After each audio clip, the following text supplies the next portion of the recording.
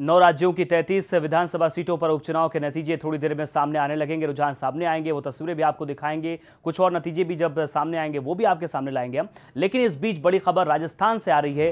राजस्थान के बैठ से भजन लाल इस वक्त आगे चल रहे हैं। बैठ से कांग्रेस के भजन लाल आगे हैं। आपको बता दें राजस्थान की वैर सीट और सूरजगढ़ में भी कांग्रेस आगे है। और पिछले विधानसभा और लोकसभा चुनाव पर अगर गौर करें राजस्थान में, तो वहां बीजेपी ने प्रचंड जीत हासिल की थी। अब यहां पर कांग्रेस 2 सीटों पर आगे चल रही है, जबकि राजस्थान की दूसरे 2 जगहों पर बीजेपी भी आगे चल रही है। कुल 4 विधानसभा सीटों पर उपचुनाव राजस्थान में, जो कि चारों सीट बीजेपी के खाते में थी। इनमें 2 जगहों पर कांग्रेस आगे चल रही है, एक सूरजगढ़ और एक वैर। नसीराबाद और कीता दक्षिण से इस वक्त भारतीय जनता पार्टी आगे है। राजस्थान के नसीराबाद में राजस्थान की 2 सीटों पर बीजेपी आगे और 2 सीटों पर कांग्रेस लीड कर रही है।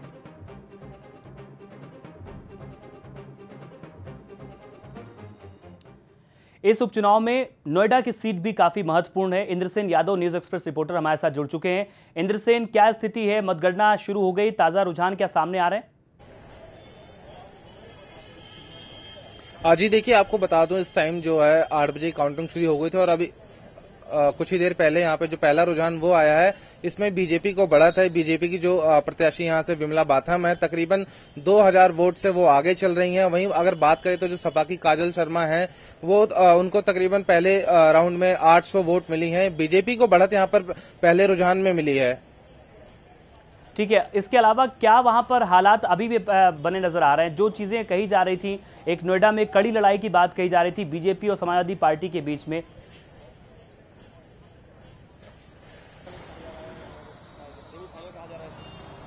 नहीं, चुनाव स्थानीय ये सेमीफाइनल नहीं है, पर जरूर है कि अखिलेश सरकार के पक्ष या विपक्ष में क्या परिणाम जाता है।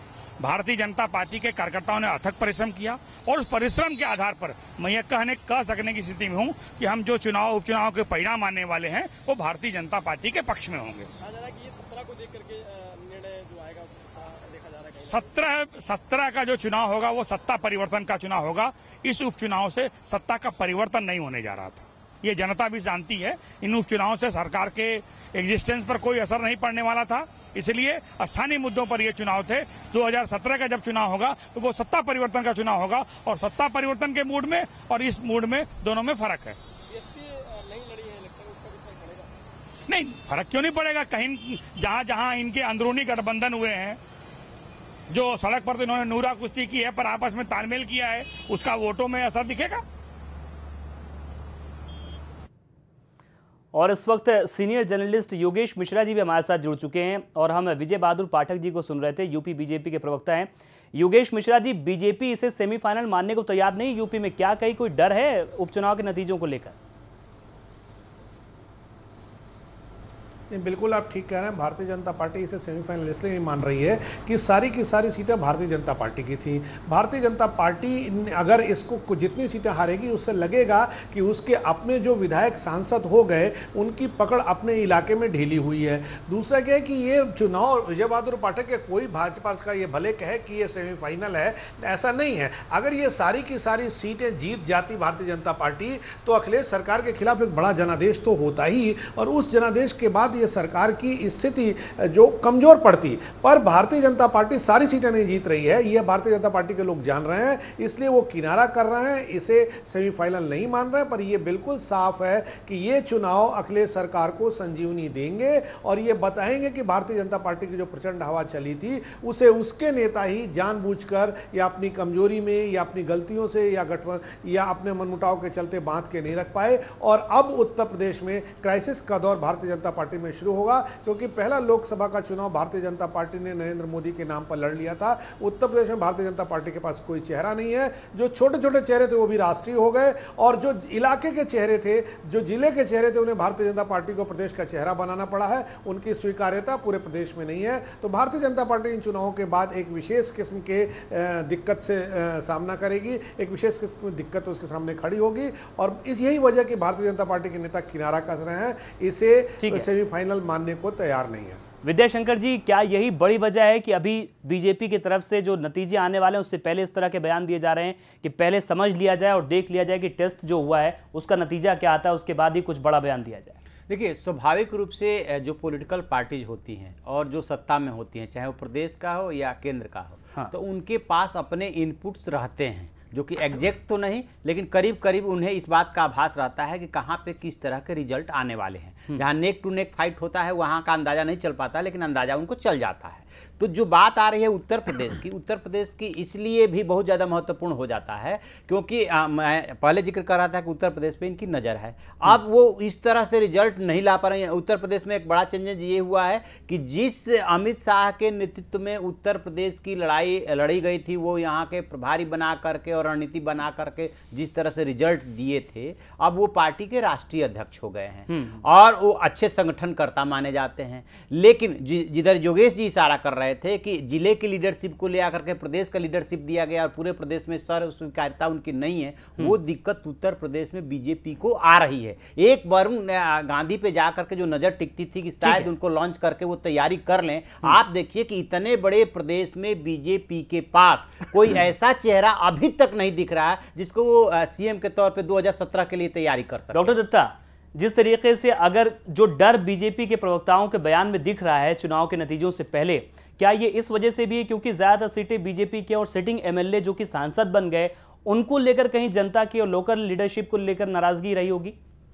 नहीं, बेशक डिफेंसिव तो कोई भी पार्टी होती है जब उनको अपना सीट डिफेंड करना पड़ता है, और उस पर अगर उनके अनुसार अगर नतीजा अगर नहीं निकलते हैं तो फिर उसके लिए उनको काफ़ी मतलब कि सोच समझ के बयान देना पड़ता है।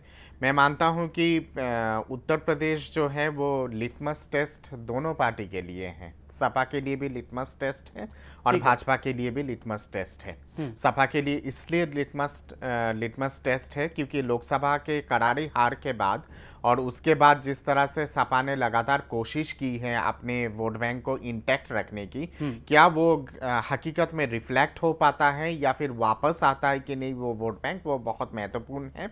इसके साथ साथ लिटमस टेस्ट सपा के लिए इसलिए भी है क्योंकि अखिलेश सरकार का कहीं ना कहीं पे लेखा जोखा का आकलन होगा आज इस नतीजे के माध्यम से, और बीजेपी के लिए इसलिए लिटमस टेस्ट है क्योंकि बीजेपी ने जिस तरह से प्रचंड बहुमत हासिल की थी 73 सीट्स जीत के लोकसभा में 2014 में, उसके बाद अगर सही दिशा में अगर नतीजा नहीं होता है बीजेपी के लिए तो वो एक फिर सवालिया निशान तो उठेंगे ही और आगे की स्थिति पर भी जरूर सवाल उठेगा। इंद्र सिंह यादव नोएडा सांसद बने हुए हैं, ये इंद्र सिंह यादव के पास जाएंगे, लेकिन उससे पहले इस वक्त लखनऊ के जिलाधिकारी कुछ कह रहे हैं, सुनते हैं। जैसे रिजल्ट आते रहेंगे और जैसे ही ऑब्जर्वर और आरओ साहब का साइन होंगे तो हम लोग उसका एक सूचना हेल्प डेस्क में देंगे सूचना विभाग के, और उसके साथ एसएमएस सिस्टम के माध्यम से आप सभी के मोबाइल पे जो है फ्लैश हो जाएगा। और हमें उम्मीद है कि दोपहर तक जो है सभी चीजें कंप्लीट हो सके। तो क्या क्या व्यवस्थाएं हैं इंतजाम किस तरह से? इस पे आप देखेंगे कि रमाबाई अम्बेडकर स्थल पे जो थोड़ा सिटी से बाहर है और आम जनता की सुविधा को देखते हुए कि कोई ट्रैफिक जाम ना हो, कोई दिक्कत ना हो, सुरक्षा के दृष्टिकोण से भी बहुत ही अच्छी हो, तो इसलिए ये जगह चिन्हित किया गया है। और यहाँ पे 3 टायर का जो है सुरक्षा बनाया गया है। आप इंटरनल देखेंगे तो जो स्ट्रांग रूम है, जो काउंटिंग हॉल है, उस पे जो है सीपीएमएफ की जो है फोर्स लगाई गई है, और जो पूरा कैंपस है रमाबाई का ये पीएससी के हस्ताक्षरित कर दिया गया है। और बाहर जो एंट्री एग्जिट रोड्स है इस जगह के लिए, वहाँ पे हमारा सिविल पुलिस मैन कर रही है, और हमारे पास 6 मोबाइल टीम्स लगाए गए हैं और 6 मैजिस्ट्रेट्स भी लगाए गए हैं, और टोटल 4 सीसीटीवी कैमरा लगाए, 2 बाहर और 2 कमरे के अंदर। और हमारे यहाँ पे अंदर भी देखेंगे तो 2 ट्राइपॉड पे कंटिन्यूअसली जो है रिकॉर्डिंग हो रही है। सभी चीजें शांतिपूर्वक सकुशल चल रही है। पहले नतीजे कब तक सामने आएंगे? आप देख रहे हैं क्योंकि अब फर्स्ट वाला खत्म हो गया है, सेकंड राउंड का चल रहा है, उम्मीद है कि सेकंड राउंड भी खत्म हो, लेकिन आरओ और ऑब्जर्वर साहब के जब साइन हो जाते हैं वेरीफाइड होने के बाद, उसके बाद ही हम रिलीज कर पाएंगे उसको। Thank you. तो लखनऊ के जिलाधिकारी राजशेखर साहब को आप सुन रहे थे। लखनऊ पूर्वी सीट पर यहाँ पर उपचुनाव हुआ है और टंडन साहब के बेटे को यहाँ पर उतारा गया है। इससे पहले ये सीट कलराज मिश्रा की थी, जो कि अब केंद्रीय मंत्री बन चुके हैं। हमारे साथ तमाम खास मेहमान जुड़े हुए हैं, उनसे भी हम बातचीत कर रहे हैं। इसके अलावा नोएडा चलते हैं इंद्र सिंह यादव के पास। इंद्र सिंह, चुनावों का जब मतगणना होती है, खासतौर पर कार्यकर्ता बड़ी तादाद में मतगणना केंद्रों पर होते हैं, क्या दोनों पार्टियां खासतौर पर बीजेपी और एसपी के कार्यकर्ताओं में उत्साह नजर आ रहा है कोई वहां पर नतीजे जो आने वाले हैं, रुझान जो सामने आ रहे हैं उसको लेकर? बिल्कुल, देखिए मैं आपको बता दूं, यहाँ 6 बजे से जो पार्टी के कार्यकर्ता थे वो यहाँ पर पहुंचने शुरू हो गए थे। 6 बजे से ही लोग यहाँ पर लोगों जो कार्यकर्ता है उनका जमावड़ा लग गया था। यहाँ पर जो पुलिस है पूरी तरह से चुस्त है, वहाँ पर सुरक्षा व्यवस्था काफी अच्छी की हुई है। यहाँ पर जो पुलिस के आला अधिकारी हैं वो सब यहाँ पर 6 बजे से यहाँ पर पहले इंद्रसेन लौटेंगे आपके पास, इंद्रसेन लौटेंगे आपके पास। इस वक्त की बड़ी खबर लखनऊ पूर्वी सीट से आ रही है, जहां पर लालजी टंडन के बेटे टंडन अभी पीछे चल रहे हैं और यहां पर समाजवादी पार्टी के जो उम्मीदवार है वो आगे हैं। लखनऊ ईस्ट से बीजेपी पीछे है। आशुतोष टंडन लालजी टंडन के बेटे, जिन्हें टिकट दिया बीजेपी ने, वो 1500 वोटों से इस वक्त पीछे चल रहे हैं। लालजी टंडन के बेटे हैं आशुतोष टंडन। यहां से पहले कलराज मिश्रा विधायक थे, जो कि अब सांसद बने और उसके बाद अब मंत्री बन चुके हैं। लखनऊ ईस्ट से बीजेपी फिलहाल पीछे चल रही है। बड़ी खबर ये लखनऊ पूर्वी सीट से आ रही है, जहां पर आशुतोष टंडन 1500 वोटों से पीछे चल रहे हैं। योगेश जी हमारे साथ बने हुए हैं और तमाम खास मेहमान भी बने हुए हैं। योगेश जी, जैसे कि बात की जा रही थी और जैसे विजय बहादुर पाठक भी कहीं ना कहीं अंदेशा जता रहे थे और जैसा आप कह रहे थे कि लोकल इनपुट कहीं ना कहीं होता है, क्या ये उसकी शुरुआत हो सकती है? 1500 वोट जो है शुरुआती रुझान में अगर आगे कोई चल रहा है तो ये एक बड़ा आधार बन सकता है आगे। देखिए, आप बिल्कुल ठीक कह रहे हैं। स्थिति यह है कि भारतीय जनता पार्टी के जो बड़े नेता जैसे कलराज मिश्रा अपनी कॉन्स्टिट्यूंसी में कैंपेन करने नहीं गए, उमा भारती अपनी कॉन्स्टिट्यूंसी में कैंपेन करने नहीं गई, राजनाथ सिंह अपनी कॉन्स्टिट्यूंसी में कैंपेन करने नहीं गए। तो ये शुरू से ही भारतीय जनता पार्टी के नेताओं को इस बात का इल्हाम था कि उपचुनाव में उनका करिश्मा टूट रहा है, टूटेगा। इसलिए भारतीय जनता पार्टी ने जो व्यवस्था की अपने कैंपेन की, वो इतनी लचर कर दी थी कि कोई उसके ऊपर हमलावर न हो, विपक्ष उसके ऊपर हमलावर न हो। इस जीत का श्रेय समाजवादी पार्टी न ले जा सके। पर भारतीय जनता पार्टी यह समझने में गलती कर गई कि यह चुनाव अखिलेश यादव सरकार के लिए भी लिटमस टेस्ट है। अगर अखिलेश यादव सरकार इसमें से 5 सीटें, 3 सीटें, 2 सीटें कुछ भी जीतते हैं तो भारतीय जनता पार्टी की झोली से कुछ न कुछ निकाल करके ले जाएंगे और वो उनको संजीवनी प्रदान करेगा। क्यों कि भारतीय जनता पार्टी ने ये सीटें 2012 के समाजवादी पार्टी के चुनाव के जो माहौल था उसमें जीती थी। और इन सारे चुनावों में जो 11 हो रहे हैं उपचुनाव विधानसभा के, इनमें लोकसभा के चुनाव में भी भारतीय जनता पार्टी ने बड़ी बढ़त हासिल की थी। सिर्फ ठाकुर द्वारा इकलौती सीट थी जिसमें 1000 वोट से जीती थी। बावजूद इसके अगर समाजवादी पार्टी इससे ज्यादा की बढ़त ले रही है तो साफ है कि भारतीय जनता पार्टी को एक बार सोचना चाहिए, उसको विचार करना चाहिए कि आखिर कौन कौन सी गलतियां हुई, कौन सा चेहरा उसका होगा, क्यों उसने कैंपेन को इतना लचर बनाया, क्या समाजवादी पार्टी को वॉक ओवर देने की बड़ी खबर योगेश जी सहारनपुर से भी आ रही है। योगेश जी लौटेंगे आपके पास। सहारनपुर से बड़ी खबर आ रही है, एसपी प्रत्याशी संजय गर्ग 7000 वोटों से आगे हैं। यूपी विधानसभा का ये सहारनपुर के रुझान सामने आ रहे हैं। दूसरे नंबर पर कांग्रेस प्रत्याशी हैं, यानी बीजेपी यहां तीसरे नंबर पर खिसक गई है। सहारनपुर से ये बड़ी खबर आ रही है, एसपी प्रत्याशी संजय गर्ग यहां पर 7000 वोटों से आगे चल रहे हैं। यूपी विधानसभा उपचुनाव सहारनपुर की ये ताजा रुझान हमारे सामने है, जो कि हम आपको बता रहे हैं। योगेश जी, 7000 से आगे समाजवादी पार्टी के उम्मीदवार और दूसरे नंबर पर कांग्रेस, स्थिति क्या बनती दिख रही है? ये सवाल मेरा विद्याशंकर तिवारी जी से। विद्याशंकर तिवारी जी, तीसरे नंबर पर बीजेपी यहां नजर आ रही सहारनपुर में, जहां पर माना यह जा रहा था कि बीजेपी कड़ा मुकाबला दे रही है समाजवादी पार्टी को। देखिए, इसकी वजह अभी हालांकि मैं फिर कहूँगा कि फाइनल रिजल्ट का इंतजार करना चाहिए, लेकिन 2 चीज़ें मैं समझ पा रहा हूँ उत्तर प्रदेश में। एक तो बीजेपी में उत्तर प्रदेश में लीडरशिप का जो झगड़ा है वो ख़त्म नहीं हो पाया है। तो लीडरशिप आप पाए होंगे कि जिसका जो क्षेत्र है उस क्षेत्र में भी नहीं पहुंचा। वो इनकी स्ट्रेटजी का पार्ट हो सकता है या इन्हें पहले पता चल गया, कुछ भी हो, एक वो झगड़ा साफ साफ दिख रहा है। दूसरा जो महत्वपूर्ण फैक्टर मैं देख पा रहा हूं वो ये है कि आपने देखा होगा कि लोकसभा चुनाव में जिस तरह से समाजवादी पार्टी और बीजेपी एक दूसरे के प्रति हमलावर थे और सांप्रदायिक ध्रुवीकरण के लिए दोनों पार्टियों ने कोई कोर कसर नहीं छोड़ी थी। इस बार समाजवादी पार्टी ने चूंकि उसका खामियाजा भुगता था, लिहाजा होशियारी से अपना चुनाव प्रचार किया है। आजम खां को एकदम किनारे कर दिया गया। विद्याशंकर जी, आप जो बात कह रहे हैं उस पर हम आगे बात करेंगे, क्योंकि यूपी के हमीरपुर से एक और बड़ी खबर आ रही है। यहां भी समाजवादी पार्टी आगे चल रही है। आपको बता दें, हमीरपुर से ये बड़ी खबर, हमीरपुर में 4,09,609 वोटर हैं, जिनमें 53 से 54% वोटिंग हुई उपचुनाव में, और यहां पर समाजवादी पार्टी आगे चल रही है। समाजवादी पार्टी के लिए कहीं ना कहीं जो ताज़ा रुझान है उसमें अच्छी खबर देखने को मिल रही है।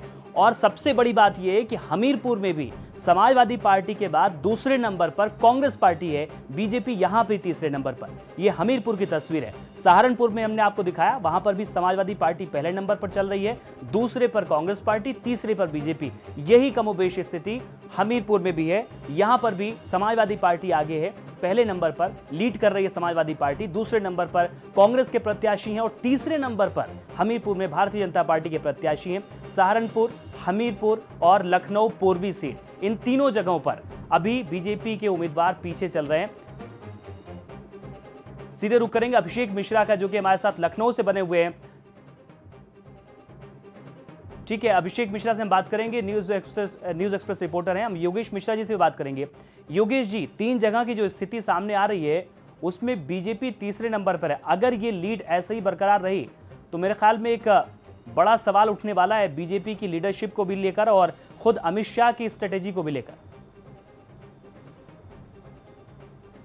देखिए, मैं पहले से कह रहा हूं कि भारतीय जनता पार्टी की लीडरशिप को लेकर तमाम सवाल हैं और ये सवाल जनता के बीच नहीं है, भारतीय जनता पार्टी के कार्यकर्ताओं के बीच में है। वो कार्यकर्ता जानना चाहते हैं कि आखिर स्ट्रेटजी इतनी लचर क्यों बनाई गई। दूसरा कि विधानसभा चुनाव में जो ट्रेंड हमको देखने को मिलता है, जब भी कोई आदमी 5000 वोटों से अधिक की बढ़त ले लेता है तो ऐसी स्थिति में लगने लगता है कि वो सीट उसके हाथ में जाएगी, उसकी झोली में जाएगी। तीसरा, अभी तो आपको 3 सीटों पर लग रहा है। हमारा अनुमान है कि समाजवादी पार्टी 5 सीटों पर बढ़त हासिल करेगी और जीत हार के बारे में कहना निश्चित तौर पे संभव नहीं है, क्योंकि कई बार बहुत नैरो जीत हार होती है। पर समाजवादी पार्टी सारी सीटों पर मजबूती से लड़ रही है और 5 सीटें। योगेश जी आप अपनी बात कंटिन्यू करिएगा। योगेश जी आप अपनी बात कंटिन्यू कीजिएगा। यहां पर चरखारी सीट, जो कि उमा भारती की सीट थी, यहां पर भी एसपी के कप्तान सिंह आगे चल रहे हैं। समाजवादी पार्टी के कप्तान सिंह यहां पर आगे चल रहे हैं। कांग्रेस यहां पर भी दूसरे नंबर पर है, बीजेपी तीसरे नंबर पर। जी योगेश जी आप कंटिन्यू कीजिए प्लीज। देखिए, चरखारी और हमीरपुर का जहां तक सवाल है, आखिर वहां के 2 नेता पुष्पेंद्र सिंह चंदेल और उमा भारती आखिर क्यों नहीं जाते हैं वहां कैंपेन के लिए। जो कैंडिडेट चुना गया था वो कैंडिडेट क्यों नहीं भारतीय जनता पार्टी ने उमा भारती के कंसेंट से चुना था। अभी तो ये तमाम सवाल, तमाम सिरफटअव्वल भारतीय जनता पार्टी में नतीजों के बाद शुरू होंगे और अगर नतीजों की समीक्षा हुई तो भारतीय जनता पार्टी को गहरे अवसाद से गुजरना होगा। और इस चुनाव में कोई भी ऐसा आदमी नहीं था अमित शाह की तरह जो मॉनिटरिंग कर रहा हो और योगी को पोस्टर बॉय की तरह पेश किया गया। योगी अच्छे संगठन करता नहीं है, भाषण करता है और भाषण के आधार पर चुनाव जीतना संभव नहीं है। और इस तरह का एक एक्सपेरिमेंट नरेंद्र मोदी लोकसभा में कर चुके थे। तो एक नए एक्सपेरिमेंट की जरूरत थी, एक नए फार्मूले की जरूरत थी जो भारतीय जनता पार्टी के नेता नहीं कर पाए। भारतीय जनता पार्टी के जो ठीक है, विद्याशंकर जी एक छोटा सा जवाब, विद्याशंकर जी एक बहुत छोटा सा जवाब आपसे चाहेंगे, उसके बाद मुझे ब्रेक लेना है क्योंकि योगेश जी जो बात बता रहे हैं उस दिशा में हम चर्चा को आगे बढ़ाएंगे। क्या ये जो तरीके अपनाए गए चुनाव लड़ने के वो कहीं ना कहीं फेलियर है बीजेपी का, योगी आदित्यनाथ को पोस्टर बॉय बनाया गया? इसके अलावा क्या ये लोकसभा चुनाव में चोटिल हो चुकी, जख्मी हो चुकी समाजवादी पार्टी के लिए बड़ी संजीवनी साबित होंगे उपचुनाव? देखिए, ये चुनाव यदि यही ट्रेंड जारी रहता है तो समाजवादी पार्टी और कांग्रेस दोनों को संजीवनी देने जा रहा है। हाँ। जो बात आ रही है कि आखिरकार बीजेपी का ये हश्र होता हुआ क्यों दिख रहा है, 3 कारण है संक्षेप में। पहला कारण कि जिस तरह से लोकसभा के चुनाव में संघ सक्रिय था, किसी भी उपचुनाव में आरएसएस उस तरह से सक्रिय नहीं रहता है, सक्रिय नहीं था। दूसरा कारण कि बीजेपी के अंदर जो लीडरशिप का झगड़ा है वो एज इट इज है। तीसरा जो कारण है, यानी कि जो जहां से आप सांसद थे वो भी नेता प्रचार करने के लिए नहीं गए। सेंट्रल लीडरशिप नहीं जा रही है तो कम से कम सांसद तो वहां पहुंचेगा, वो भी नहीं गया। तीसरा कारण जो समझ में आ रहा है वो ये है कि समाजवादी पार्टी ने अपने चुनाव प्रचार की स्ट्रेटजी बदली। उसने संप्रदाय ध्रुवीकरण को रोकने के लिए उस तरह से फायर ब्रांड नेता को नहीं उतारा। विद्याशंकर जी आपकी इसी बात पर हम कंटिन्यू करेंगे आगे, क्योंकि जहां पर सीधे तौर पर 11 जो विधानसभा सीट उपचुनाव हो रहे थे वहां पर बीजेपी और एसपी का सीधा मुकाबला होता नजर आ रहा था, लेकिन अब कई ऐसी सीटें हैं जहां पर कांग्रेस दूसरे नंबर पर है। यकीनन ये कांग्रेस के लिए भी उपचुनाव बड़ी संजीवनी देने वाले। एक छोटे से ब्रेक के लिए रुक रहे हैं, खास मेहमान हमारे साथ बने हुए हैं, फौरन हाजिर होते हैं।